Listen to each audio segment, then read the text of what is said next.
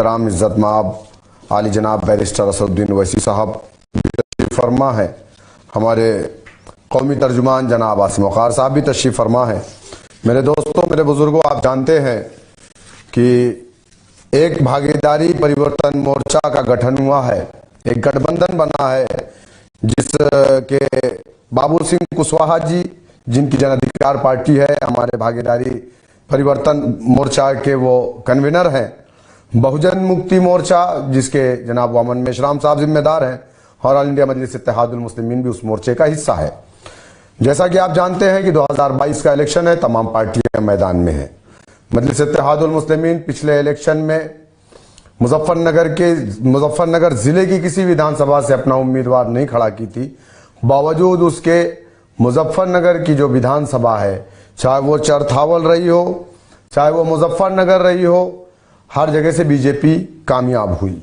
सवाल हम पर किया जाता है, लेकिन सच्चाई ये है कि समाजवादी पार्टी के पास अपना बेस वोट नहीं है। उसका जो कोर वोटर है वो बीजेपी के साथ है, जिसकी एक मैं आपको बहुत बड़ी मिसाल देता हूं। जो समाजवादी पार्टी की एक लिस्ट जारी हुई है आज, फूलपुर 349 विधानसभा पवई, जहां से समाजवादी पार्टी ने रमाकांत यादव, जो एक्स एमपी हैं, 2014 में मुलायम सिंह यादव के सामने चुनाव भी लड़े थे बीजेपी से, उनका बेटा फूलपुर विधानसभा से बीजेपी का एमएलए है।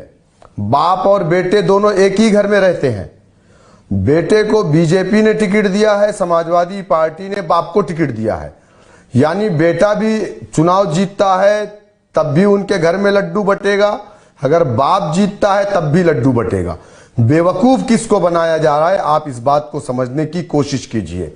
मेरे भाई, सच्चाई तो यह है कि सपा और बीजेपी में कोई फर्क नहीं है, ये दोनों एक दूसरे से मिले हुए हैं। स्वामी प्रसाद मौर्य जैसा आदमी जो 5 साल तक बीजेपी में रहा, मिनिस्टर रहा, मुसलमानों के खिलाफ जहर बोला, उसकी बेटी बीजेपी में है, जो कि बीजेपी के लिए कैंपेन कर रही है और वो कहती है कि उत्तर प्रदेश में बीजेपी को, तो बाप एक अलग बात कर रहा है, बेटी एक अलग बात कर रही। बाप बेटे आमने सामने, एक अलग पार्टी से, एक अलग पार्टी से।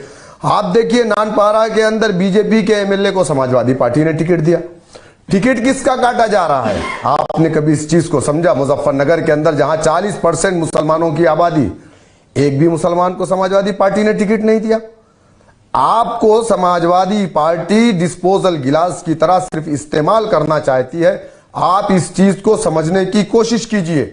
अगर आपके दिल और दिमाग में यह बात है कि आपके वोट से बीजेपी हार जाएगी, समाजवादी पार्टी सत्ता में आ जाएगी, तो बीजेपी कभी भी सिर्फ आपके वोटों से नहीं हार सकती। उसके लिए समाजवादी पार्टी का यादव वोट भी आना चाहिए समाजवादी के साथ। लेकिन सच्चाई यह है, चाहे वो मौर्य हो, चाहे वो चौहान हो, चाहे वो राजभर हो, कोई भी हो, वो सारे के सारे बीजेपी के साथ है, वो समाजवादी के साथ नहीं है।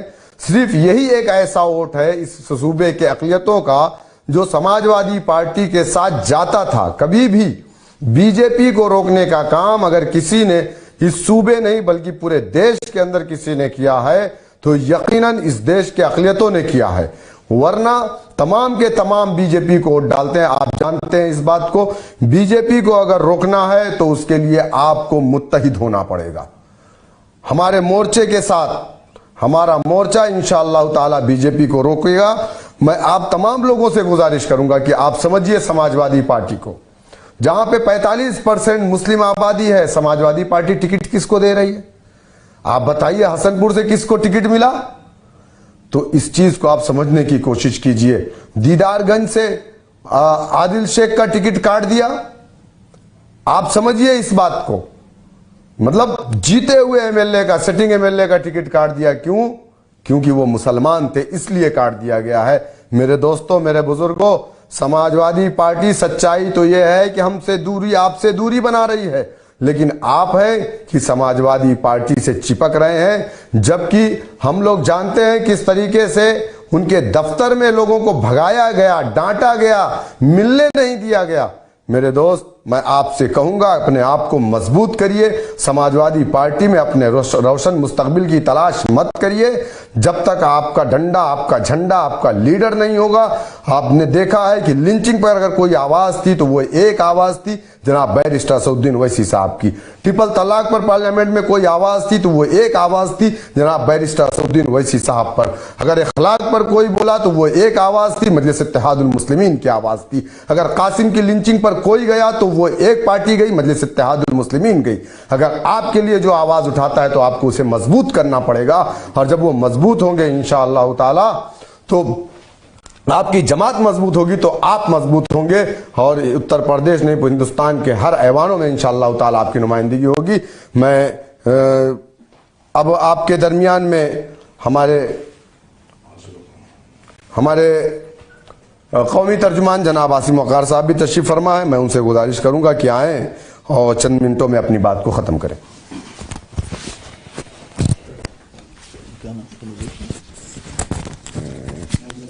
ताहिर अंसारी।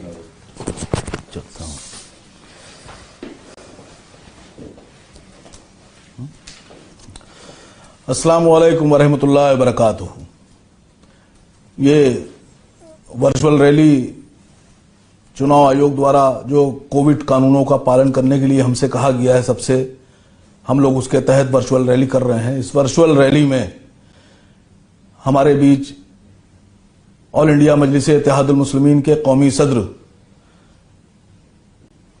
इज्जत माव नकीब मिल्लत अलहाज बैरिस्टर असदुद्दीन ओवैसी साहब मौजूद हैं। उत्तर प्रदेश AIMIM के प्रदेश अध्यक्ष जनाब शौकत अली साहब। आज आपसे सिर्फ ये कहने के लिए यहां इकट्ठा हुए हैं हम लोग कि मुजफ्फरनगर के चरथावल से मजलिस इत्तेहादुल मुस्लिमीन के कैंडिडेट जनाब ताहिर अंसारी साहब को मजलिस इत्तेहादुल मुस्लिमीन ने अपना कैंडिडेट बनाया है। ताहिर अंसारी साहब का चुनाव निशान पतंग है। उस पतंग वाले निशान के सामने बटन दबाकर आपको जनाब ताहिर अंसारी साहब को कामयाब करना है। कामयाब क्यों करना है आपसे ये बताना चाहता हूं। देखिए, कई बार ऐसा हुआ कि मुसलमान ये कहते हैं कि हमारे पास विकल्प नहीं है, हम किसको वोट दें।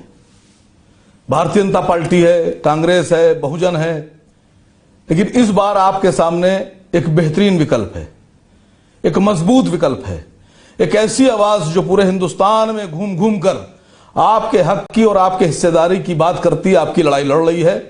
उस आवाज का नाम है बैरिस्टर असदुद्दीन ओवैसी साहब।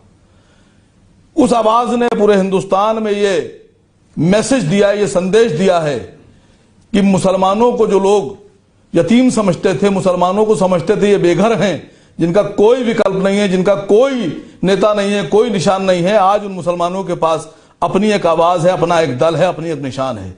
आप लोग मुजफ्फरनगर का दंगा नहीं भूल सकते। इसलिए नहीं भूल सकते कि उस दंगे को हिंदुस्तान नहीं दुनिया में कोई मुसलमान नहीं भूल सकता। इसलिए नहीं भूल सकता कि जो सबसे बड़ा कत्लेआम हिंदुस्तान में अगर हुआ है तो वो मुजफ्फरनगर में हुआ है। मैं समझता हूं मुसलमान नहीं, दुनिया का कोई इंसान उस दंगे को नहीं भूल सकता कि वहां बच्चियों के साथ, बेटियों के साथ, बुजुर्ग महिलाओं तक के साथ बलात्कार किए गए, उनको रुसवा किया गया, उनके चेहरे शर्म से झुक गए, उनको टेंटों पर रहने मजबूर किया गया, वो खानों के लिए भीख मांग रहे थे सड़कों पर, सर्दी में उनके पास कपड़े नहीं थे ओढ़ने के लिए, उनके पास बर्तन नहीं था, उनके पास रोटी नहीं थी। आप कैसे भूल सकते हैं ये बात। जनाब असद ओवैसी साहब ने उस वक्त भी पूरी ताकत और शिद्दत के साथ उस आवाज को बुलंद किया था, और आज भी हम लोग उस आवाज को बुलंद कर रहे हैं। मैं एक और आप लोग की थोड़ी सी इनायत चाहता हूं, नजर चाहता हूं, इधर आप नजर दौड़ाएं कि मुसलमानों के साथ एक बड़ी प्रॉब्लम ये खड़ी हो रही है कि मुसलमानों को चाहे कोई भी दल ये कहकर दे दे ये कैंडिडेट आपका है, ये आपका नुमाइंदा है, ये आपका नेता है, चाहे वो शराबी हो, कबाबी हो, बलात्कारी हो, चाहे वो RSS के लिए वो भगवा दिवस मनाता हो 6 दिसंबर को, चाहे वो किसी तरह से शौर्य दिवस मनाता हो 6 दिसंबर को, अगर आपको दे दिया तो आपको मजबूरी उनको वोट देना। आप क्यों वोट देंगे? आपका अपना दल, आपका अपना नेता, आपका अपना रहनुमा आपके सामने खड़ा है। इस बार आपको यह साबित करना है कि आप एक प्लेटफॉर्म पर एक साथ इकट्ठा होकर जनाब ताहिर अंसारी साहब के साथ खड़े हैं और पतंग के निशान पर वोट लगाकर, बटन दबाकर उनको जिताकर विधानसभा में भेजेंगे। इस बार आपको आपके दल से आपका डिप्टी सीएम बनाना है और आपके मोर्चे का, जो बाबू सिंह कुशवाहा साहब और वामन विश्राम साहब के साथ मजलिस-ए-इत्तेहादुल मुस्लिमीन के कौमी सदर जनाब असद ओवैसी साहब ने बनाया है, इसकी आवाज बनना है और विधानसभा में इसको भेजना है। आप इस बात का वादा कीजिए कि इस बार इंशाअल्लाह मजलिस-ए-इत्तेहादुल मुस्लिमीन और मोर्चे की सरकार बनेगी। अस्सलाम वालेकुम। अब आपके बीच इस वर्चुअल रैली को खिताब करने के लिए मैं जनाब बैरिस्टर असदुद्दीन ओवैसी साहब को बुलाता हूं। वो आपको अब इस वर्चुअल रैली को आपके सामने खिताब करेंगे।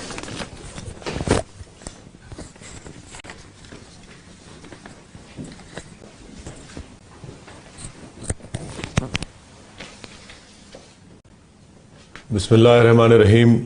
अस्सलाम वालेकुम वरहमतुल्लाहि वबरकातुहू।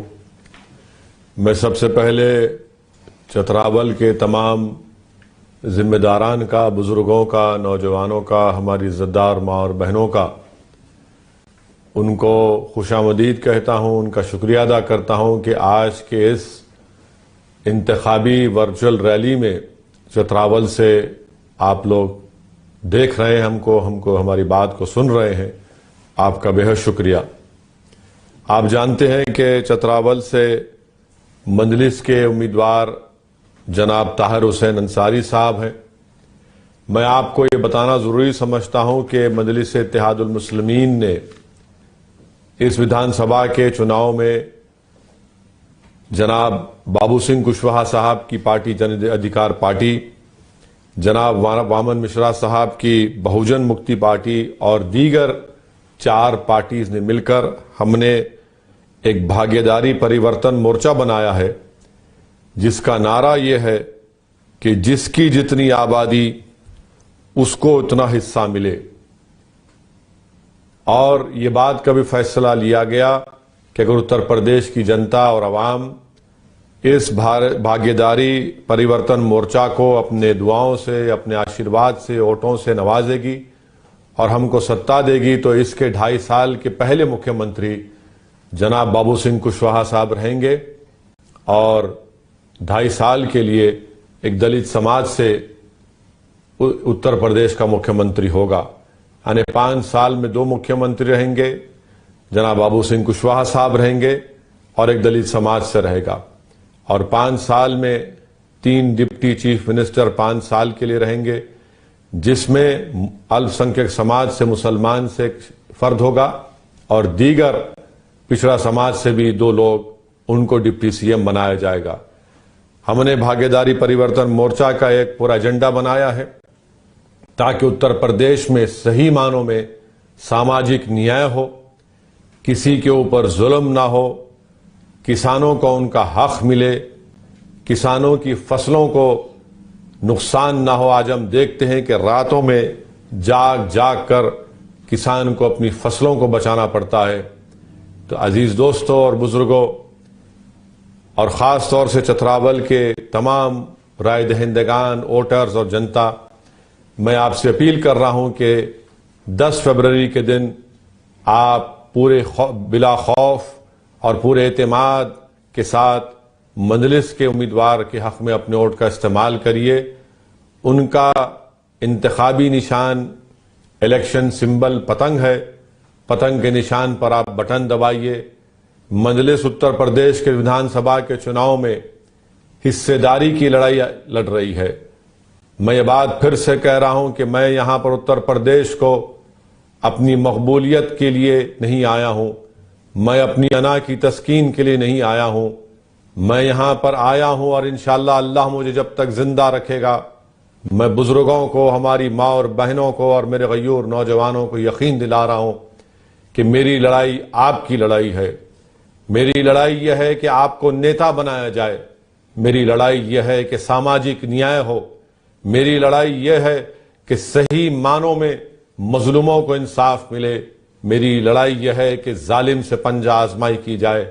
मेरी लड़ाई और मेरी कोशिश यही है कि कमजोरों को उनका मुकाम मिले, उनको इज्जत मिले और उनको ताकत मिले।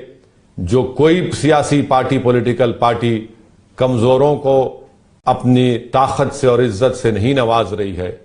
मैं पिछड़ा समाज के हमारे उन नौजवानों से पूछना चाहता हूं कि बीजेपी ने आपको हिंदुत्व के नाम पर वोट तो ले लिया 2017 में, मगर आपको क्या दिया? आपको दिया योगी के ठाकुरवाद की सरकार दी। मैं हमारे अल्पसंख्यक समाज के भाइयों और बहनों से, खास तौर से मुस्लिम माइनॉरिटी से ये पूछना चाह रहा हूं कि आपसे कहा गया था कि सेकुलरिज्म और समाजवाद के नाम पर वोट दो, आपने 2012 में दिया। क्या मिला आपको? आपको सिर्फ एक परिवार का राज मिला।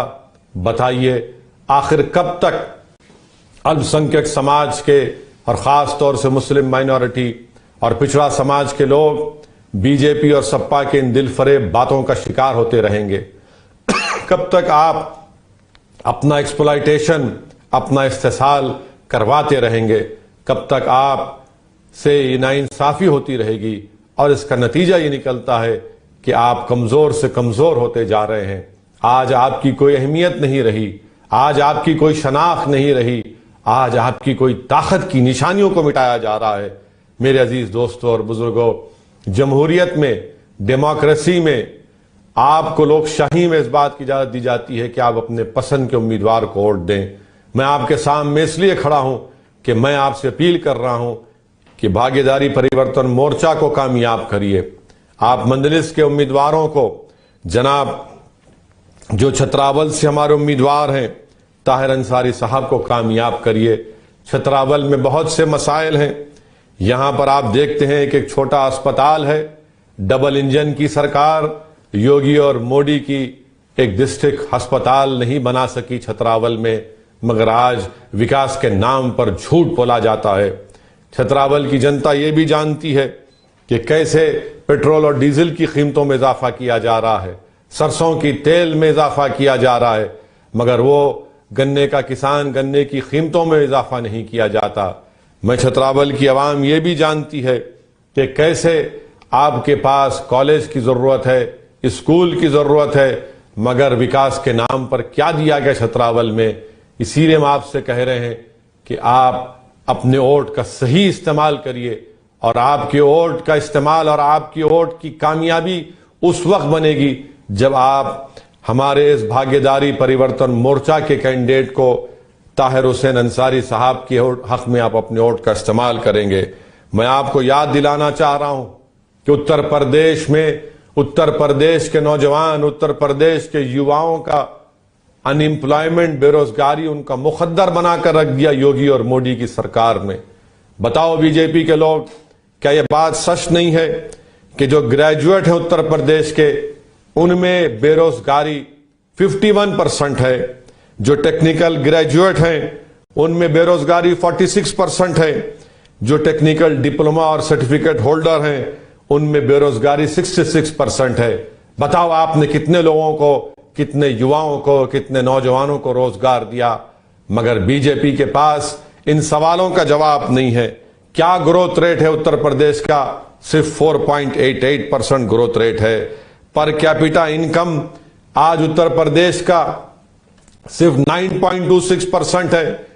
इन चीजों पर, इन मुद्दों पर बीजेपी, आरएसएस, मोदी, योगी, अमित शाह नहीं बात करेंगे, मगर अमित शाह जाएंगे अपने इलेक्शन की मुहिम का आगाज, अपने कैंपेन का आगाज कायराना से करेंगे। क्या बीजेपी, चैलेंज करता हूं, क्या आप अपने इलेक्शन का कैंपेन लखीमपुर खीरी से करिए, जहां पर आपका मंत्री टेनी जो मोदी की कैबिनेट में है, जिसकी जीप से उसके बेटे ने 4 किसानों को कत्ल कर दिया।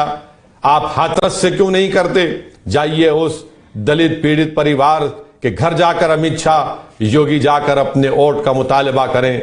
मगर सिर्फ यह कहना कि बीजेपी वाले कहते हैं कि मुगलों को हराना है वोट दो, और समाजवादी के लोग कहते हैं कि भाजपा को हराना है। मैं आपसे कह रहा हूं कि आप इस भागीदारी परिवर्तन मोर्चा ये कहता है कि हम छतरावल की जनता को जिताना चाहते हैं आप अपने वोट का सही इस्तेमाल करिए। फिरका परस्ती के बीच कौन बो रहा है? कौन कहता है हरिद्वार में, रायपुर में एक नरसंहार की बात करता है? कौन है इनका ताल्लुक? क्यों सिर्फ 2 ही लोगों को गिरफ्तार किया जाता है? कौन इनको बचाने की कोशिश कर रहा है? मोहन भगवत आरएसएस के कहते हैं कि भारत ने ही भाईचारगी का पैगाम दिया। तो बताइए, ये हरिद्वार में, रायपुर में कौन से भाईचारगी का पैगाम दिया जा रहा है? कौन इन लोगों की सरपरस्ती कर रहा है? कौन इनको बचाने की कोशिश कर रहा है? और दूसरी तरफ समाजवादी और आरएलडी बड़े दावे करती है सेकुलरिज्म का। कौन सा आपने सेकुलरिज्म का बड़ा काम किया? कौन सा समाजवाद का काम किया कि पूरे मुजफ्फरनगर के जिले में आपने अपने ही पार्टी के, दोनों पार्टी के किसी भी एक मुस्लिम माइनॉरिटी को टिकट नहीं दिया? मैं मुबारकबाद देना चाहता हूं समाजवादी और आरएलडी को उनके सेकुलरिज्म पर। आप हम पर उंगलियां मत उठाइए। कभी आईने में अपने चेहरे को देख लो, अपने गिरेबान में झांक कर देख लो कि तुम्हारे फैसलों की वजह से क्या क्या नहीं हुआ। 2012 में उत्तर प्रदेश की जनता ने, आप लोगों ने समाजवादी को सत्ता दी। भारत की तारीख का बदनुमा फसाद मुजफ्फरनगर का कांड हुआ। आजादी के बाद 50,000 से ज्यादा लोग बेघर हो गए। मैं पूछना चाहता हूं अखिलेश यादव से, आरएलडी के जयंत चौधरी साहब से, कि जिन घरों को छोड़कर, जिन खेतों को छोड़कर, जिन इबादत गाहों को छोड़कर भाग गए लोग, क्या उन घरों में आज कोई रहता है? क्या उन जमीनों पर खेती होती है? क्या उन इबादत गाहों में इबादत होती है? बताओ समाजवादी आरएलडी के लोगों, कौन सी तुम इंसाफ की बात करते हो? कौन से सामाजिक न्याय की बात करते हो? यही सपा की सरकार थी जब मुजफ्फरनगर का कांड हुआ। अखिलेश की सरकार ने चार्जशीट तक नहीं डाली। कैंपों में सर्दियों में लोग तड़प रहे थे तो सैफई में नाच गाना हो रहा था, बुलडोजर चलाए जा रहे थे। जब हम ये बात करते हैं तो कहते हैं वैसी जज्बाती बात करता है। मैं सच्चाई को बयान कर रहा हूं। अगर तुम्हारी जबानें गूंगी हो चुकी हैं, अगर तुम्हारी आंखों पर पर्दा पड़ चुका है, अगर तुम्हारे कान जालिम के जुल्म को सुनने की ताकत उनके तुम्हारे कानों में नहीं है, अगर तुम्हारे दिल मुर्दा हो चुके हैं, तुम्हारा जमीर खत्म हो चुका है, तो मैं क्या कर सकता हूं? मेरा जमीर जिंदा है, मेरा दिल जिंदा है, मेरी आंखें खुली हैं और मेरा दिल और दिमाग पुकार पुकार कर कह रहा है कि मजलूमों के इंसाफ की लड़ाई को लड़ना है, जालिम को इन जुल्म करने से रोकना और जमहूरियत को बचाना है, संविधान को बचाना है। और जो लोग हम पर उंगलियां उठाते हैं, बताओ मुजफ्फरनगर के नगर पालिका के चेयरपर्सन का इलेक्शन हुआ तो सबने मिलकर अंजू अग्रवाल को वोट दिया, चेयरपर्सन बनाया, और जब अंजू अग्रवाल चेयरमैन बन गई तो बीजेपी में चले गई। और ये समाजवादी के लोग कहते हैं आंखें बंद करके वोट दो हमको। देख लिया आपने आंखें बंद कर वोट देने से क्या हुआ? आंखें बंद कर वोट दिया आपने, मुजफ्फरनगर आपको मिला। आंखें बंद कर आपने वोट दी तो मुजफ्फरनगर के नगर पालिका का चेयरपर्सन अंजू अग्रवाल वोट तो ले लिया, चेयरपर्सन बन गई, बीजेपी में चले गई। आंखें बंद कर आपने 2019 के लोकसभा के चुनाव में आपने वोट दिया, क्या हुआ? बीजेपी कामयाब हो गई। 17 में आंखें बंद कर वोट दिया, क्या हुआ? बीजेपी योगी की सरकार बन गई। 14 में आपसे कहा गया आंखें बंद करके वोट दो, बीजेपी पूरे 70 से ज्यादा लोकसभा की सीट पर जीत गई। बताओ बीजेपी क्यों जीतती है? इसका जिम्मेदार कौन है? इसका जिम्मेदार समाजवादी है, कांग्रेस है, बीएसपी है। हम पर उंगली मत उठाओ। मैं आपसे कह रहा हूं कि आप अपने आप को देखिए, पहले अपने घर में चिराग जलाइए, अपने बच्चों के मुस्तकबिल को देखिए, अपने अतराफ में अमन को फैलाइए। कैसे हम भूल सकते हैं मुजफ्फरनगर में क्या हुआ? कैसे हम भूल सकते हैं कि कैसे मेरे अजीज दोस्तों और बुजुर्गों, यहां पर एक नौजवान मोहम्मद नूर को मुजफ्फरनगर में गोली मारकर CAA NPR NRC के प्रोटेस्ट में उसको कत्ल कर दिया गया। अगर मेरी आवाज कोई सुन रहा है तो आप जाकर मोहम्मद नूर के जिम्मेदारों को, उनके मां बाप को मेरा सलाम पहुंचाइए और उनको तयकीन दिलाइए कि मोहम्मद नूर की इंसाफ की लड़ाई हम लड़ेंगे। जो लोग जिनको गोली मारकर जिनकी जानों को लिया गया, ये समाजवादी बीएसपी कांग्रेस भूल सकती, हम नहीं भूलते हैं। प्रयागराज में कल NTPC रेलवे के CBT टेस्ट में प्रयागराज में नौजवानों पर पुलिस की तरफ से लाठियां बरसाई गई, उनके सर को फोड़ा गया, जिस्मों को लहूलुहान किया गया। मैं इसकी मजम्मत करता हूं, कंडेम करता हूं, और 6 पुलिस ऑफिसर्स को सस्पेंड भी किया गया। ये कौन सा इंसाफ है योगी और मोदी की सरकार का कि जब 24 लोग उत्तर प्रदेश में CAA NPR NRC के प्रोटेस्ट में 24 लोग पुलिस की गोलियों से मारे गए। सुप्रीम कोर्ट के रिटायर्ड जजेस की रिपोर्ट है जिसमें कहा गया कि उनकी जान लेने के लिए फायरिंग की गई। एक कभी FIR इशू नहीं होता। मोहम्मद नूर को मारा गया, एक FIR इशू नहीं होता। और यहां पर इंसाफ देखो, यकीनन जो प्रयागराज में उसकी कंडेम करते हैं, मगर 6 पुलिस के लोग सस्पेंड हो गए।